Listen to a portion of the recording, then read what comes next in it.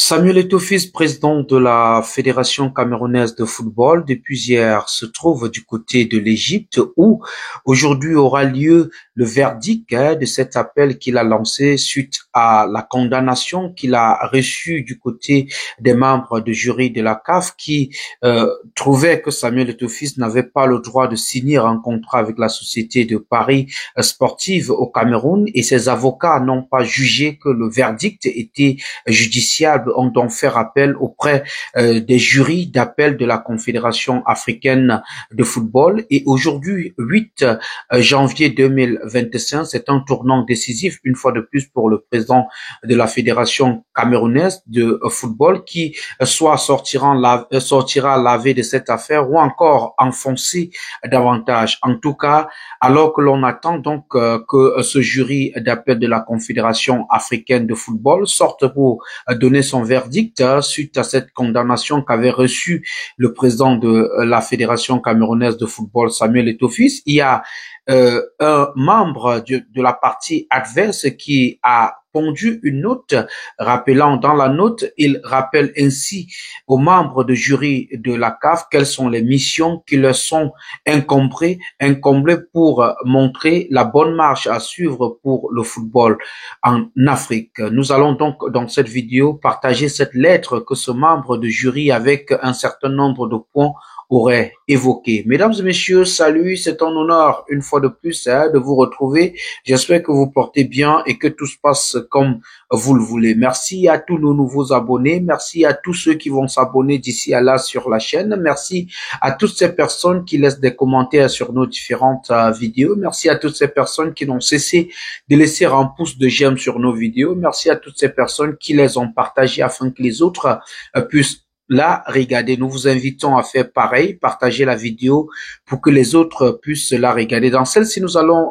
parler de cette affaire de Samuel Eto'o. Il faut rappeler que Samuel Eto'o a été accusé, je crois c'était en avril 2024, Samuel Eto'o recevait une sanction suite à l'accusation que lui aurait portée à Monsieur Valentin Coin, qui accusait Samuel Eto'o de participer dans les trucages de matchs, et auprès de membres de jury de la Confédération africaine de football, ceux-ci ont jugé qu'il n'y avait pas assez d'éléments pour condamner le président de la Fédération camerounaise de football. Mais qu'en ce qui concerne la signature de contrat avec la société de Paris sportive au Cameroun, ceux-ci ont reconnu le président de la Fédération camerounaise de football coupable et l'ont donc condamné de payer une grosse somme d'argent pour ce dommage et intérêt qu'il aurait causé pour le football camerounais. Alors, celui-ci n'est pas resté, ou encore les avocats de celui-ci ne sont pas restés juste à s'attarder sur la décision rendue par les jurys. Ils ont fait appel à cette décision et aujourd'hui, le 8 janvier 2025, on devra connaître quelle est l'issue de cet appel des avocats de Samuel Eto'o.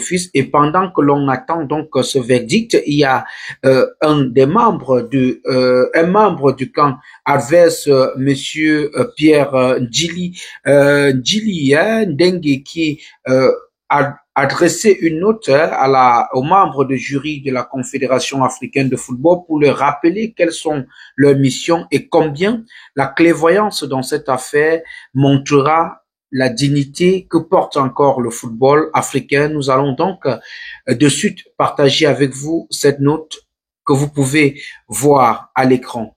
Je m'en vais partager avec vous cette note. Yaoundé, le 5 janvier 2025. Lettre aux membres du jury d'appel de la Confédération africaine de football, CAF.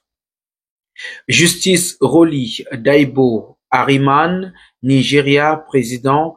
Faustino Varela Moneterio, Cabo Verde, vice-président. Moïse Ben Taha Nasri, Tunisia, membre.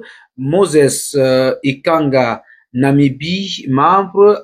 Amout Tifil Bobé, Mauritania, membre. Mohamed Robin Djama, Djibouti, membre. Assok Bavi Kamria, Togo, membre. Justice Masoko Timothy Sungama, Malawi, membre, Lubamba Gimbi Hector, RDC, membre. Donc ça, c'est ceux qui constituent les membres de jury de la Confédération africaine de football, ceux qui ont été impliqués dans cet appel qu'auraient fait les avocats de Samuel Eto'o-Fils. La note nous dit ceci.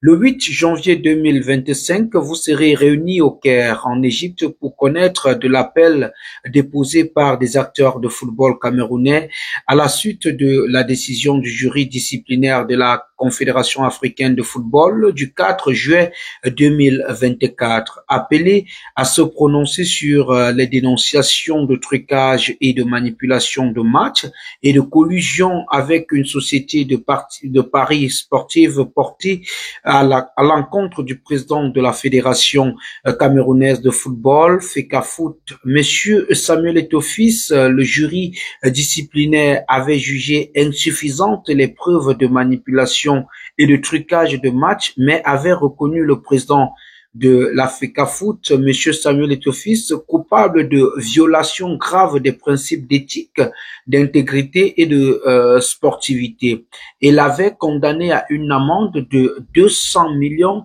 de dollars USA. De 200 000 dollars USA. Les acteurs de football camerounais, auteurs de l'appel interjecté contre la décision du jury disciplinaire de la CAF, estiment que le jury disciplinaire n'a pas tenu compte de l'ensemble des éléments de preuves relatives à l'accusation de trucage et de manipulation de match à l'encontre du président de la FECAFOOT. Par exemple, le jury disciplinaire, bien qu'il ait qualité de troublant, le contenu d'une conversation téléphonique authentifiée entre le président de la FECAFOOT, Monsieur Samuel Eto'o-Fils, et le président du club Victoria United, alias Opopo, Monsieur Valentin Kouan, qui prête gravement à équivoque, les a jugés insuffisants, a établi conformément l'existence d'un arrangement entre les deux personnalités, alors qu'au sens du code disciplinaire de la FIFA, il n'est pas nécessaire qu'un match soit manipulé pour qu'il y ait violation. Il suffit de conspirer en vue de manipuler un match ou une compétition par quelque moyen que ce soit. Or, la conspiration en vue de manipuler les matchs et le championnat d'élite du Cameroun, saison 2022-2023, exalte sans floritude de la conversation datée le 31 décembre 2022 par une analyse experte indépendante entre le président de la FECAFOOT, Monsieur Samuel Eto'o-Fils, et le président de Victoria United, alias Opopo, Monsieur Valentin Kouan. D'autre part, les appellants devant le jury d'appel estiment que le jury disciplinaire, ayant reconnu la culpabilité de Monsieur Samuel Eto'o-Fils sur l'accusation de signature de contrat de brand ambassadeur à titre personnel et contre rémunération avec la société de paris sportif OneXBet, n'est pas allé au bout des dispositions statutaires des dispositions statutaires relatives aux sanctions. En effet, le jury disciplinaire s'est limité à infliger aux fautifs une sanction pécuniaire de 200 000 dollars US, qui n'est que l'assortiment de la sanction disciplinaire au regard des dispositions pertinentes du code disciplinaire de la CAF et du code d'éthique de la FIFA. Au moment où le jury d'appel se prépare à se réunir pour exprimer la voix de la justice et de l'exemplarité, des rumeurs nous parviennent qui font état d'un certain acteur impliqué dans cette affaire pendante devant vous, parcouru l'Afrique à la recherche de soutien pour influencer la décision du jury d'appel. Un tel projet, nous en sommes convaincus, n'a aucune chance de prospérer car les femmes et hommes qui composent le jury d'appel de la CAF ont été choisis sur des critères qui relèvent leur indépendance, leur objectivité et leur responsabilité. Quel que soit leur pays d'origine, aujourd'hui ces femmes et hommes représentent la justice du football en Afrique et portent l'image d'un continent orienté vers son avenir. Le jury d'appel de la CAF se trouve dans une position historique de dire si l'éthique et l'intégrité sont des valeurs cardinales du football africain qui doivent guider toutes les actions, notamment dans la gouvernance des associations nationales. Le jury d'appel doit affirmer aux yeux de l'Afrique qu'aucun acteur ni personnalité, qu'aucun de ses fils, fût-il le plus célèbre ou le plus méritant, ne peut se hisser au-dessus des lois et fouler aux pieds les règles qui gouvernent notre sport roi. Le jury d'appel a la responsabilité historique d'établir que la gouvernance du football africain, portée par une CAF en quête de grandeur, a notoirement soif de justice et de morale.